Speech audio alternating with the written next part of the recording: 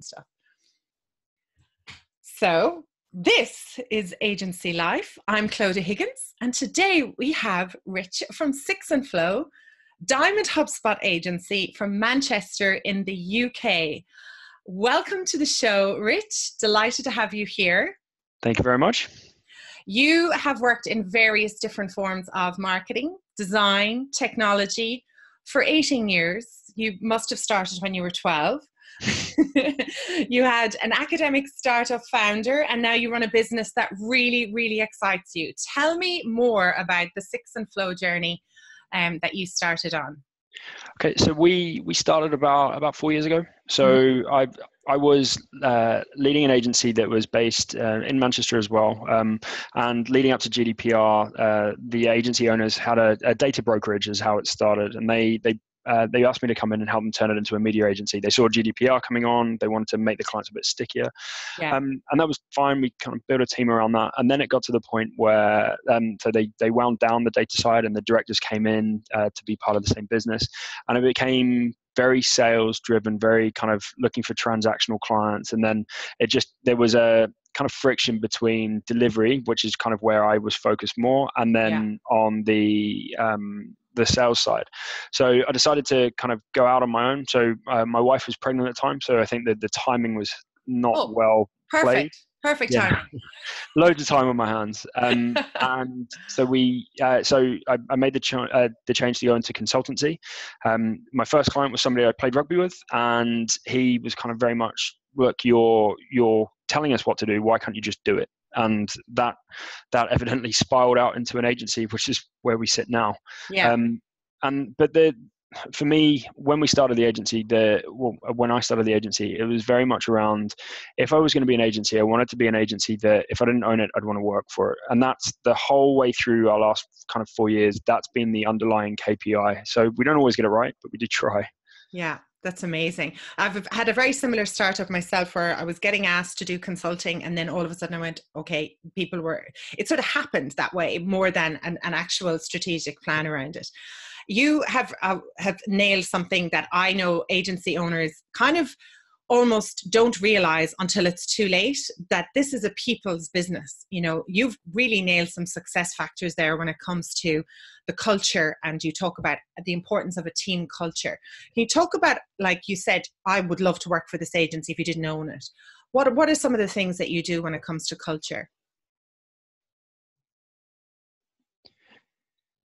So for me, culture is part of it, and that's a big part of it. But for me, where one of the big drivers for me not wanting to be part of an agency anymore, of the agency I was at, was that I didn't feel like I had ownership over anything within the business. So not in terms of had shares or anything like that, but ownership over like who I was working with, the clients we were working with, the processes we were using, things like that. It was very kind of top down. This is how we're going to use, and not being able to make those decisions. And so one of the things that we've tried to do here is give ownership over like who we work with, the clients we work with, and that kind of, so our recruitment process, for example, it's all culture led. It's all based around the values that we have and all that kind of nice fluffy stuff that goes around it. And I say fluffy, I don't mean it's incredibly important to us as a business, but the process that we have, the last stage in that is we finish with a speed date. So whoever's joining our company will sit down and be interviewed by kind of 6 or 7 people. Brilliant idea. Yeah. And that works 2 ways. That means that my team get to go, okay, is this person somebody that we want to work with? And frankly, I don't really care what they ask them. And a lot of the questions, I mean, some of them will grill them and ask them some pretty heavy questions. And other people will be like, do you like cats or dogs? And I don't really care what they ask. I want to know whether or not they can have a conversation where they can spend time together. But it also works for the person joining us, because they can come in and go, okay, my first day, I've already met 6 people plus the management team who interviewed me. So I know who these agencies are. I can ask questions that I didn't want to ask the management team and get an understanding of what it's really like. Yeah. But to your point around kind of building it around culture, we started our whole kind of culture journey, if you want to call it that, when we were about 6 months old. There was only 4 of us in the company at that point, and we had a consultant who's a good friend of the company and of mine, obviously. and we worked with him on doing like building out our core values. So we built out, and they were collectively thought out, not kind of prescribed as well, which was important to me because, again, it's about having ownership over the kind of company we want it to be. And we came up with accountability, holistic thinking, playfulness, and growth. And the playfulness is the one that I hung my hat on, because I want to work in an environment where I want to come to work. And my academic background, I was studying a PhD in play, so a lot of that kind of playfulness. Oh, no way. I didn't finish it. I got bored of doing it, but that's an entirely another story. It was too much fun. Well, I don't know if you've ever done a PhD, but if you start studying something over and over, it's the quickest way to ruin any enjoyment in it. Anyway, but for us, the core value that kind of really drives everything for, and that I mean growth for our clients, absolutely. That kind of goes without saying. And I mean growth for the agency. We want to be a growing company. We've never been happy just sat on our hands, like just being who we are now. We want to progress. But for me, it's the growth for the individuals. So we spend a lot of time trying to make sure that the team are learning. We're trying to implement like learning lunches internally, knowledge sharing, all that kind of stuff, and making sure that are growing as individuals. And I mean, I can't even count the amount of times that we have books delivered that I'm trying to kind of introduce to the team and things like that. But that's why we base ourselves around core values, because it kind of gives us that true north of where we want to go as a business and who we want to be. Yeah, because you can look at the skill set on somebody's resume, right? And you can see that if they don't have the core values, they're never going to fit in. They can be the most qualified person, but it is around your team, especially if you build a team that's working together, has flexibility. This is such a dynamic business. It's not even the same business that it was last year. So really, if the core values are there and the team has the chemistry with them, you know that they're going to work together. Whatever they need exceptional training on or extra training on, you can build that in. But it's are they flexible? Do they have the chemistry? Are they going to fit in with everyone? Because they have the skills. We can see that. That's why the resume that got them the interview. Love the idea of the speed dating. I'm definitely going to nab that one. That's a really good one. Another thing that you talked about which I was really interested in learning more about, is making noise as an agency, which is one of your tips for future agents, but we'll talk about that at the end. So talk to me about making noise. So I think one of the things that we are very, very good at as an agency is making as much noise as possible. And by that, I mean brand presence. I mean being involved in the communities that we're involved in, all of those kind of things. And just so we have, and HubSpot has, without a doubt, and like we would say this over and over again, has been a pivotal part of our business, and the help and support that we've had from our Cam, who has been with us from day one. So Steve Vaughan. Rock star. I know him well. He is. You got very lucky there with him. the preacher of inbound, and we started off with Gráinne O'Sullivan as our CC, and then she got promoted, and then we got Robbie. So Robbie McFarlane. Brilliant. Yeah, I know Robbie well. Another rock star. Unfortunately, Robbie has now left us. R.I.P. Robbie, if you're listening. And now we have Bertrand, and Bertrand is great as well. So all of those people have been like pivotal to every step of our journey, helping us outside of just obviously selling. Yeah. But all of that stuff is around. Like, we've used the HubSpot relationship as much as we can, in a nice way, obviously. But we do as much as we can for HubSpot. We kind of get involved with beta testing and kind of helping co-market. We try and speak at the partner day events as much as we can, because my view on it is the more we can help HubSpot, the more HubSpot will help us, and the more that we do that, then the more leads we're going to get out of it, and what kind of business we're going to get out of it. And we do the same with Drift. So we have a very close relationship with Drift, and we use that relationship to drive forward everything that we're doing.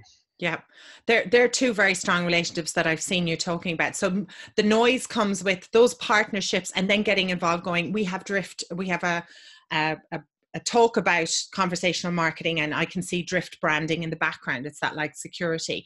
What other partnerships would you say to other agencies that are looking to start off and to make some noise? What other kind of things could you do? I love the local community stuff. I'm interested in that. Speaking of noise, the cleaner has just started the Hoover. Give me 1 second. This is what happens. Do I pause the record? No. Sorry. I'm not going to pause the recording. I was just talking. I was just going to fill in the air. I could do a little hold music song if I could sing. Well, I think it was perfectly timed with the whole how else do we make noise? Well, the cleaner while I'm doing a podcast is going to Hoover. So yeah, the other things that we do. So we are like locally within Manchester. We help host free events. We get involved with local startup communities, helping other businesses. And actually, I mean, it harps back to the whole kind of inbound sales methodology. Just be as helpful as possible. So when I say make noise, I mean just be involved and be as outward as possible. And that's visible. And we've just done a podcast, and what we've done from that is we've decided not to brand it. It's got a separate branding as Grow North that then sits beside our brand, because I wasn't sure what direction we wanted to push it in. I didn't want it to be kind of stuck as a marketing agency's podcast, because it's entirely around growth. Yeah. Look at Square 2 marketing right now. Now Square 2, they've dropped the marketing. So you're right to have that. I noticed that as well, that it wasn't, it's about specific growth business. It wasn't hanging your hat on marketing, which is future thinking. It's very, very forward thinking of you there, which is a really good idea. And then also with the events, being local, I always encourage agencies to do this. You might work globally. You might not even have businesses in your local area. Like I said, I don't work with any Irish agencies right now, but I live in Ireland. It just happens to be the way it is. But if you're an agency and you want to hire people locally, being visible, part of the Chamber of Commerce, speaking at things, being helpful, being visible in the community is going to access that talent that you would like to attract on a local level. That it's a different mindset when it comes to that. Yeah, super. One of the questions. That's part of that whole kind of exposure. Yeah. So we're part of that whole exposure thing. So you're right. Like, we are a member of the Chamber. We joined the Federation of Small Businesses. We signed up to as many different things to get our logo in as many different places as we could. Yeah. And that's a big part of like our initial kind of push as an agency. Yeah. And that's a long-term strategy as well. Okay. So there's maybe people not even thinking about it now, but they go, oh, I remember that guy I was talking 2 years ago, and they've moved into a bigger role in a bigger company. It's a long-term strategy to have. I love it. One of the questions I had for you on the when we were talking before was about having an aha moment. Like an aha moment that you had, that you shifted when you were starting that shift in your business from B2B tech and professional. You had a realization, and I'd love to hear more about that realization.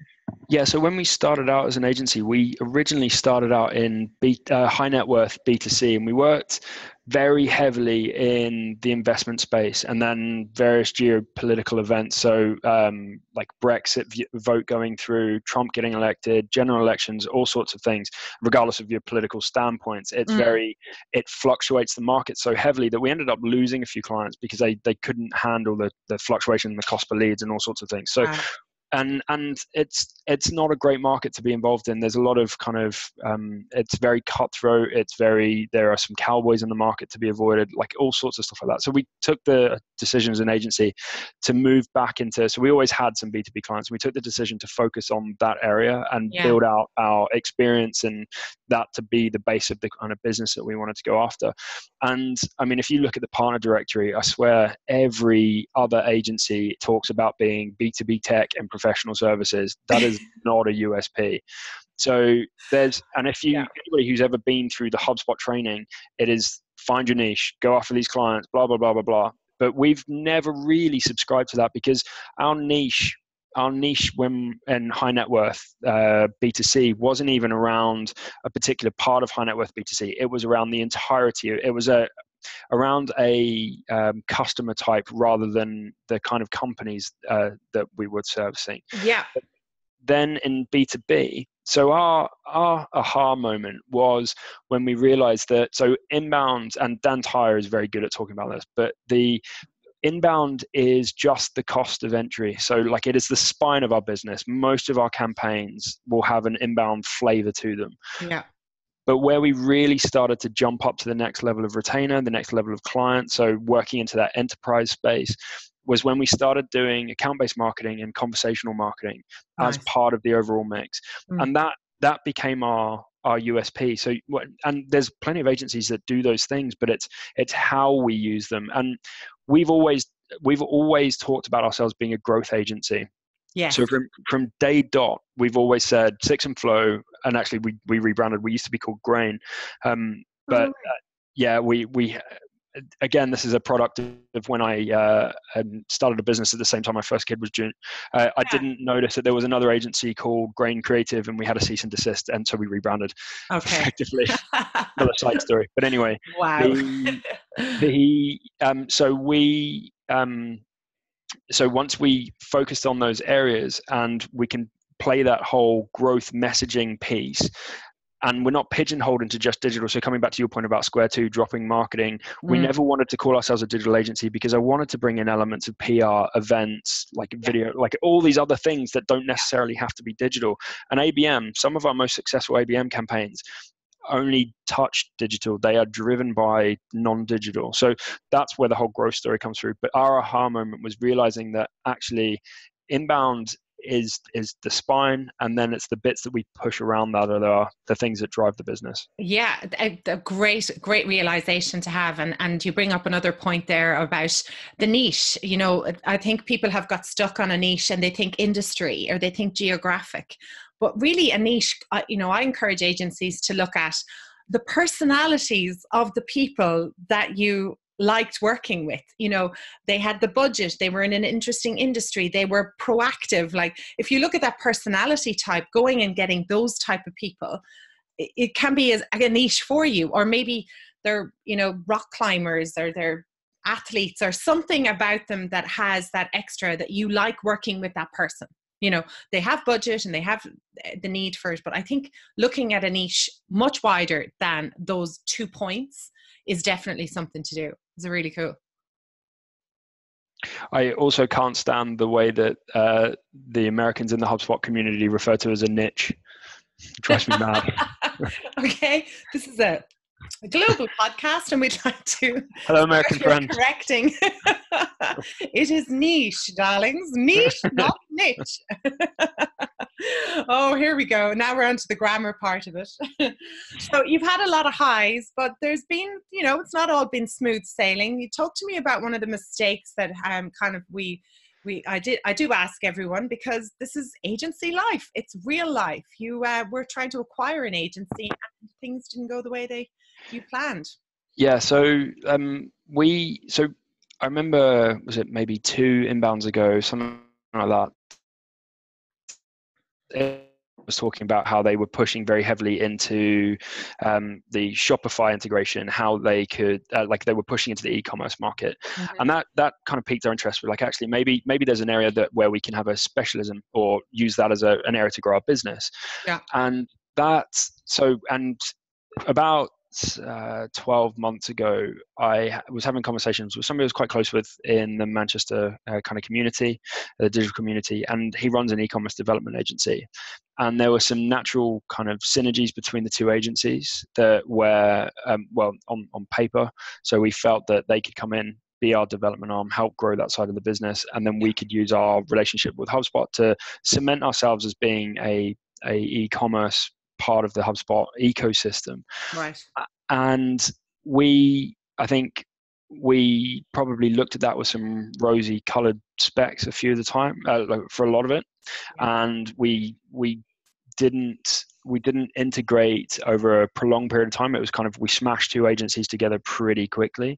And our agency is culture driven, and we put people through a process that is designed to make sure they're a good culture fit.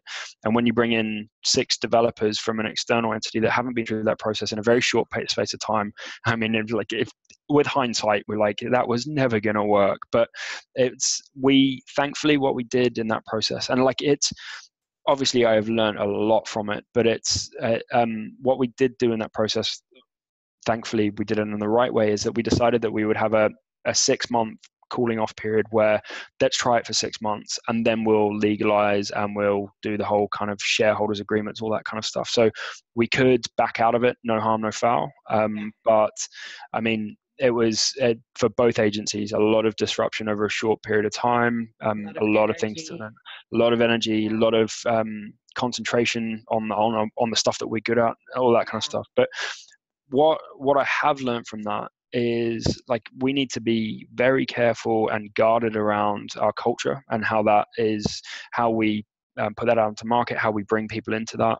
We need to be aware of like the processes of other agencies that we're bringing in, the kind of the client format, all of these things we needed to do more work around. And I think that's over the last 12 months, that's probably my biggest learning experience. And thankfully, both sides have been able to back out of it without too much kind of lasting harm or anything like that. But that was definitely a chalk up on the you really cocked that up. Congratulations. Can I say that on your podcast? Sorry. Oh, I'll have to put a disclaimer on all of these. Every podcast has had some level of it. You know, I'm surprised I haven't with my Irish, but I can somehow manage to behave myself. There's a lot of mergers and acquisitions going on right now, especially in the States. So really good things to take from that would be the cooling off period. But before the cooling off period, your core values, their core values. Even if you ran a simple exercise, which I do with in the entrepreneurial operating system, somebody could just go and look at the people analyzer, take your core values, take their core values, and do they get it, want it, and have the capacity. Yep. Even that in itself would give you some indication. And then onboarding, and then probably looking at that 6-month cooling off period. I really like that. That's a really good one. Yeah, I think that was but because we had that, I think it put us in a position where we had a time frame that we were working to, which meant we weren't going to keep flogging a dead horse to try and get things, because worst case scenario, we would have continued down that pathway, things would have disintegrated, parts of the business would have fallen across, it would have been too far into it where we couldn't unstitch the brands again. Like, there would have been, it was good to have an out, but it was also good to have a benchmark of, we're going to get to this point and then assess what we're doing and how it's gone. Yeah. And from just a tactical point of view, because a lot of agencies that I work with still haven't even got to the culture part, or still haven't even acknowledged that the people and the management and the team needs a whole new level of work.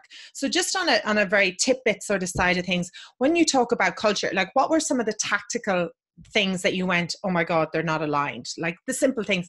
Maybe I'll throw one out there. Maybe, I know you guys have dogs in the office. So did somebody go, I'm allergic to dogs, I don't like dogs? What were the kind of tactical things? So this is my view on it, and it's probably unfair, but I'm using it to kind of highlight the kind of the differences. But so my team have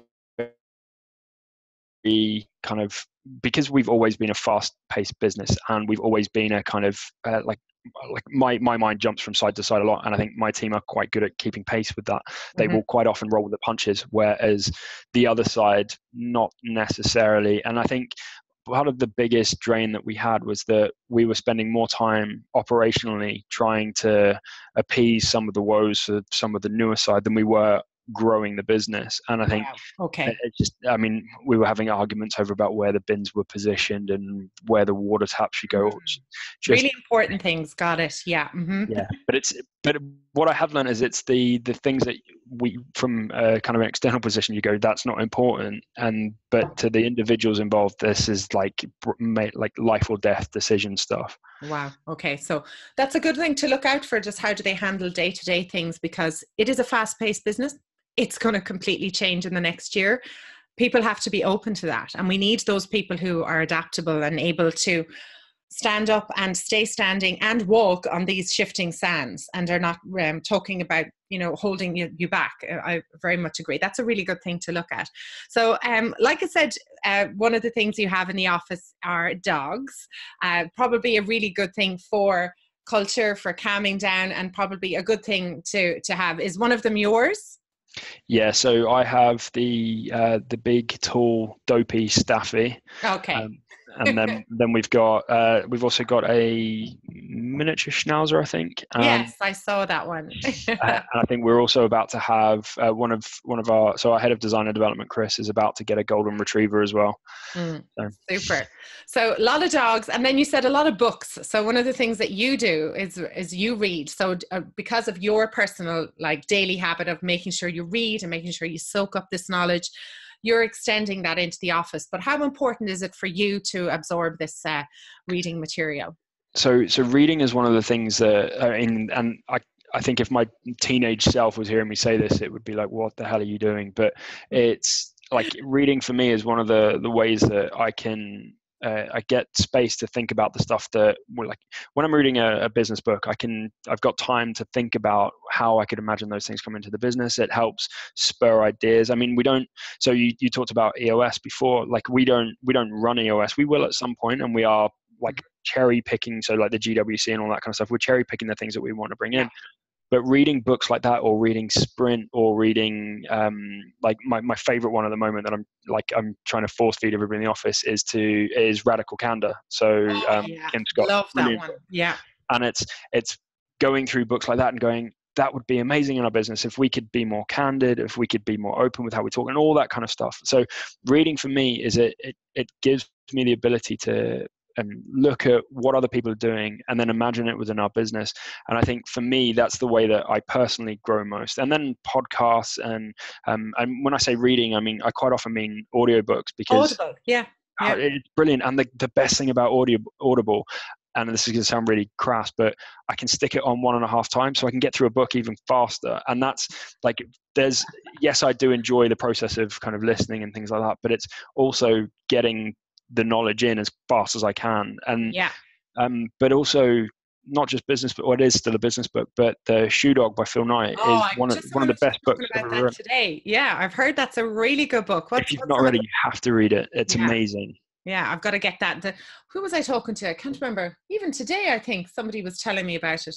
So there's the sign. I think it's on my Kindle. As soon as I hear about the books, I download them and I eventually get to them. But Audible is definitely the way for, especially for anybody in a car. Which one? Blinkist. So Blinkist is an app that enables you. It basically cheat notes for books. So like 15 minutes will describe an entire book. Now, the nice thing about that is you can pretty much try books and go, is this the right book for me? And then you can go and find the real version on Audible or get it on your Kindle or whatever. So it's a nice way to get the principles of a book quite quickly and then decide if you want to dig into it. But that's my tip with reading is literally, and you're all adults, you don't need tips with reading, but like is have multiple books on at the same time, because I get bored so quickly. And I have an Audible that I'm listening to, like 1 or 2, and then I have like a couple of books. I have like a book that is like designed so that it helps me fall asleep at night, and then I've got a book that I'm reading because it's a business goal. All that kind of stuff. It's just as many books as possible. Yeah, I totally agree, because to get it in, but we all do need tips on reading. There isn't one picture of me from the age of 5 to 12 without a book. I was in front of a book for all of that time. And then in the last few years, I haven't been able to read a page without falling asleep. Like, it's just something. But Audible, because of the journey up and down to Dublin, I'm able to absorb books way more than I was before. So big tip on that. And I love the 1 times fast, which is fabulous. While we're on the subject of tips, you guffawed at my question about how do you manage work-life balance? How you were like, you don't, and I have spoken about this before, going, we love what we do. There is no need to differentiate. But you said that this can cause some tension, especially at home, because you are all in and you are all working on it. But is there any advice you would give to somebody who's in your situation right now that you might have overcome? I don't know if I have any advice to give on that, because I think this is the thing that I probably get or don't manage as best as I can. So thankfully I have an extremely understanding wife, Holly, who is incredible, and hopefully she'll hear this and I'll get brownie points for saying that. But she is also an entrepreneur, so she runs her own business. Right. So she understands this. I mean, we have 2 young kids, so it's difficult at best, and we're I think Holly understands that it's a kind of a labor of passion. Yeah. It's something that I'm incredibly driven to do, but also like there's an element of building like I'm building something. Like, I mean, I would love it if in 20 years my kids come and work for the agency, and like Right. it can be a legacy or whatever you Yeah. want to call it. But I don't know. I think I am terrible at this. I am constantly on my phone. If somebody emails me at night, they will probably get a, Yeah. You're always. something that I am not good at. So my advice would be just don't do what I do. Or if somebody's starting out in this, because I had an interview with Remington from Impulse Yep. Creative last week, and he was saying that some agencies are trying, to not acknowledge that, to just go, oh, I can treat it like a job. It is a lifestyle. It is an all in. So perhaps one of the things is it's lucky that you've got Holly, who's an incredible woman and very understanding wife and mother. So she understands, but sitting down, I think if, we're talking about tips for new agencies is one of the things I want to ask you next. But that is one of the things. This is a big, fat obligation. This isn't I'm going to clock out 9 to 5, and especially when things go wrong, you do need to drop everything. We understand that as well. So what we do as an agency, so nobody in my agency will work 9 till our official hours are 9 till 5:30, and I think everybody does stuff around that. Like constantly people will respond to things in the evening, they will stay late sometimes. They will, it's not something that we're encouraging, it's just sometimes it happens, and some people come in early, things like that. And to mitigate that for them, or to kind of balance that out, we have unlimited holiday. Amazing. So you can and that's kind of like we trust you to not take the piss on it. So nobody takes more than like a few days over the normal allowance would be anyway. But what that does is it balances out the effort that they're putting in. Yeah. So, and that's important because again, it comes down to that whole ownership thing. If they're giving up time, so should we. Yes, and then they're more holistic in their thoughts about this, going, oh no, it's after 5, I've got to go. Like, they're thinking about, I'll do this now because it's about getting the results for the client. That's a client centric, which is all linked to everything that you're doing there. As we kind of get towards the end here, apart from, I know I've noticed you on Drift, I've noticed you do the conversational marketing. What else are you excited about that's coming out in the next year? Like, where do you see the big opportunities for agencies?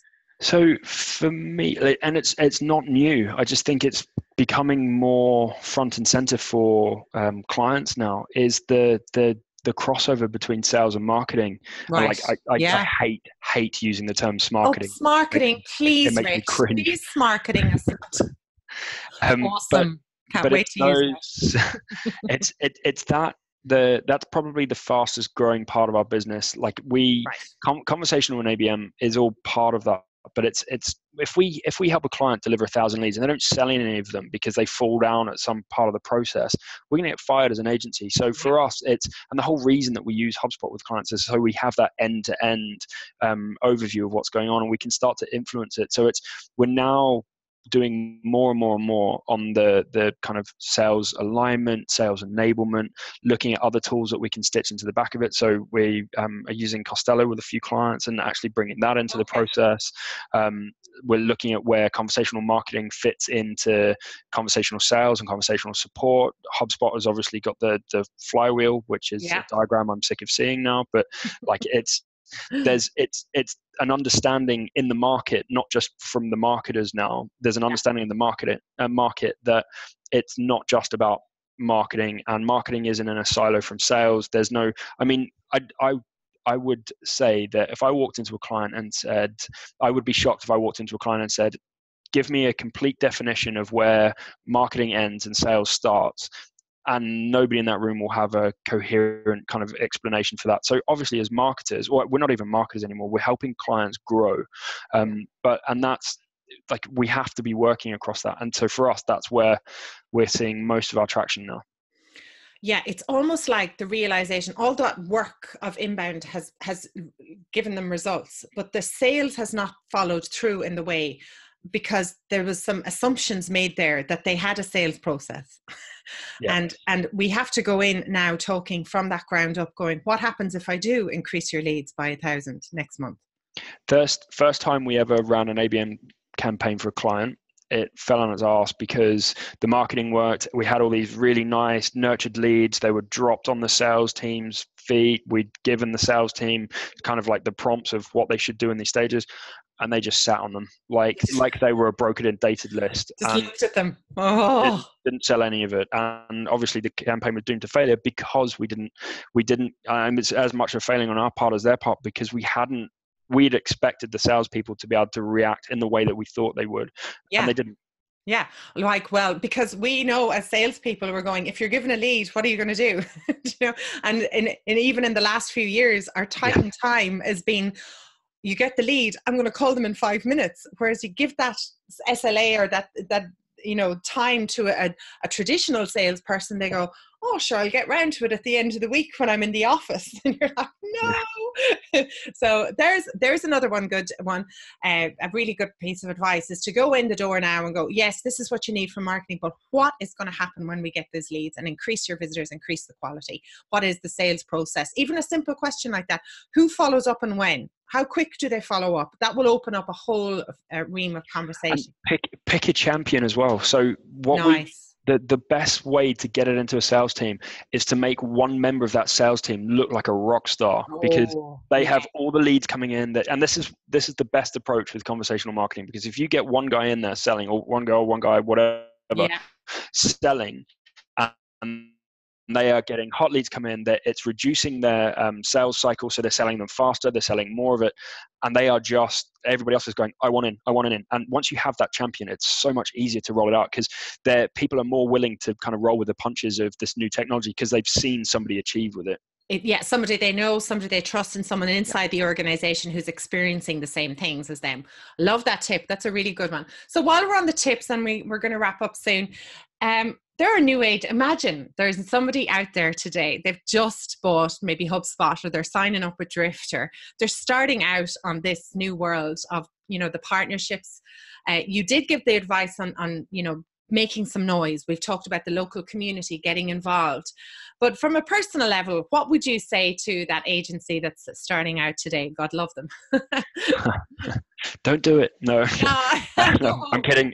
It's been a wild ride so far, but I wouldn't change it.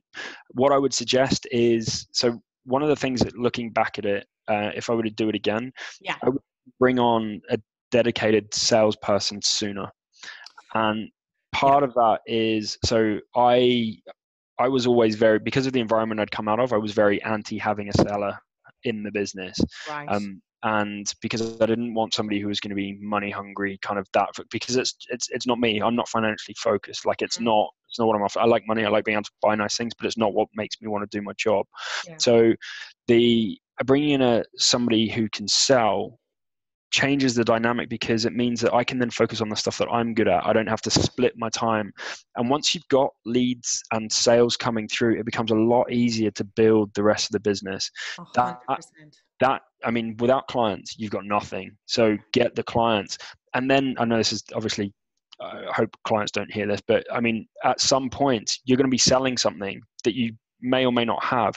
But as an agency now, you have options there are other agencies who will white label for you. You can outsource certain things. You can bring in contractors. There are ways to put in capacity very, very quickly. So sell it, get somebody in to do that stuff for you.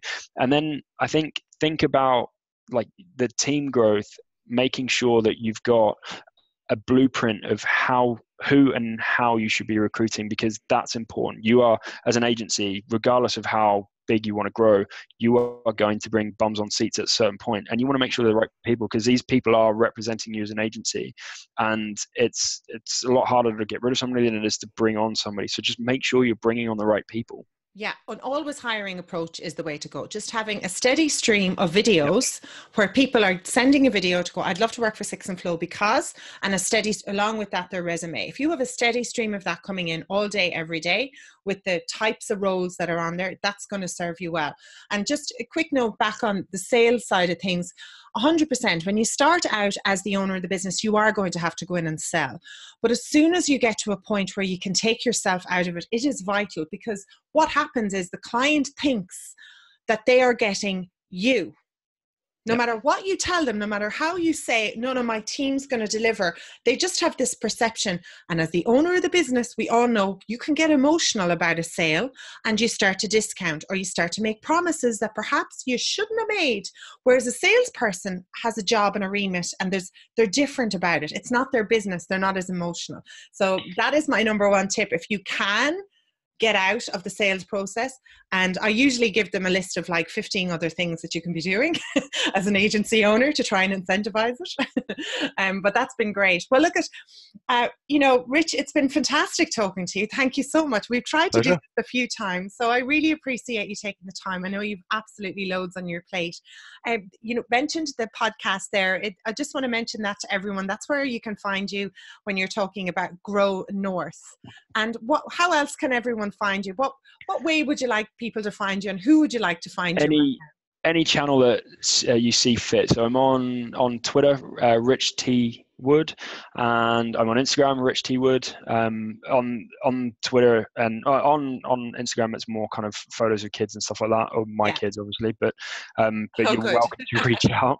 On LinkedIn, you'll be able to find me, Richard Wood, and my email is rich@sixandflow.com. Beautiful. Well, thank you so much. This has been Agency Life with Rich from Six and Flow. Good day.